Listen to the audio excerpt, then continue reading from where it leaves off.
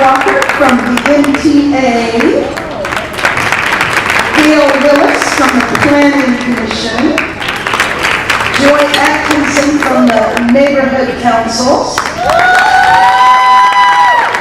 Jenny Woods Gray presenting us from fire. You probably have a heck of a year, didn't you, Jenny Woods Gray?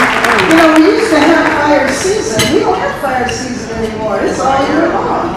I try to explain to my colleagues in other states that it's not normal to have fires in November. It's crazy. So let's begin. At the podium so everyone can see you. And so they've been kind enough to come today and present her with the award here. Thank you. To the Honorable Congresswoman Karen Bass. We are the National Congress of Black Women, Los Angeles chapter. Will our members please stand while I make this presentation? Congresswoman, you are a person that is dedicated to giving service to others.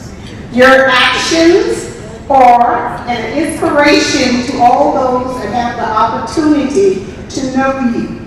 We observe you as being a person who focuses your energy on the good to acquire the goals you have set for yourself and your constituents. By living your truth, you inspire other women to go out and do the same thing. We congratulate you on being elected to the 5th consecutive term in the 37th Congressional District. We applaud you for all of your congressional success and accomplishments. We see you as a true role model, inspiring women of all ages to be the best that they can be. And one thing I would like to say is that Congresswoman Bass is a quiet storm. She gets the job done. When she speaks, everyone listens.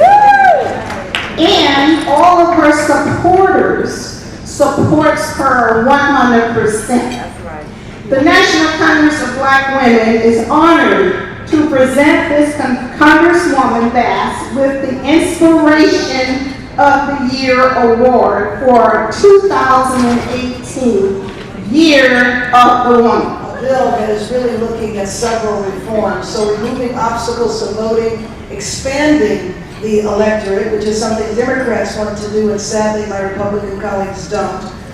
Closing loopholes in government ethics laws that block members of Congress from serving on corporate boards, something I never knew we could do until 2 of my colleagues got indicted. And then, they got indicted and reelected. Now that's it. Reducing the influence of money by fighting Citizens United. Now the other thing that we have to do is the Voting Rights Act. But we're going to do that separately because that's going to require a lot more. So again, the committees, you know, I'm on the Africa Subcommittee and will now be the chair of that subcommittee. And then also I was elected by my colleagues earlier, the end of November, to serve as the chair of the Congressional Black Caucus.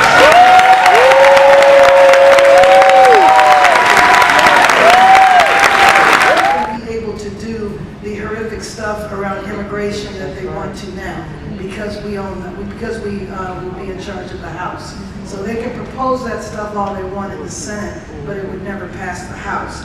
In terms of immigration and the border and feeling that doesn't have anything to do with her, the black agenda and all of that, you know, at another point in time, I mean, obviously this is not an audience that is completely black. I have no problem talking about a black agenda or talking about what the Congressional Black Caucus can and will do. If you want to know what the Congressional Black Caucus has been doing, you can get on the website because there is a lot of information there. But my big problem with the CBC is that nobody knows what the CBC does. And so I hope to address that in the time that I get to serve there. Now, when it comes to the border, though, and there are Africans and there are African Americans, I don't know if people are aware that there are tens of thousands of Africans that are coming through that border as well. When I went to the border in Texas, I saw black, and there are black immigrants, so we do need to understand that when the Atlantic slave trade was happening, Africans were left all throughout South America.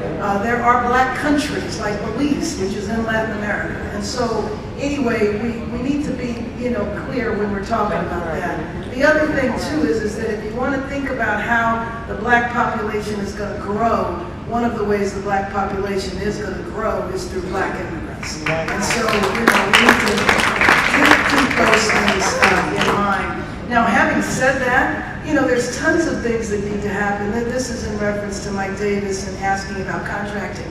Hey, you know what we should do about contracting, Mike? How about reversing Proposition 209? Yes. And I, in talking to our new governor, he seems to be interested in that, and we do have supermajority in both houses in the legislation. That would have to happen in California, though. That ain't happening nationally. Nationally, we don't have 209.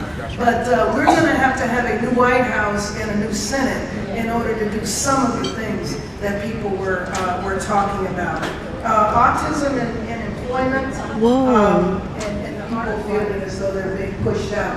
That is a national problem, and the city councilman, Harris Dawson, is working specifically on that issue. So at another point in time, if people want to have a conversation from the perspective of the Congressional Black Caucus, I would be more than happy to do that. So legroom on airplanes.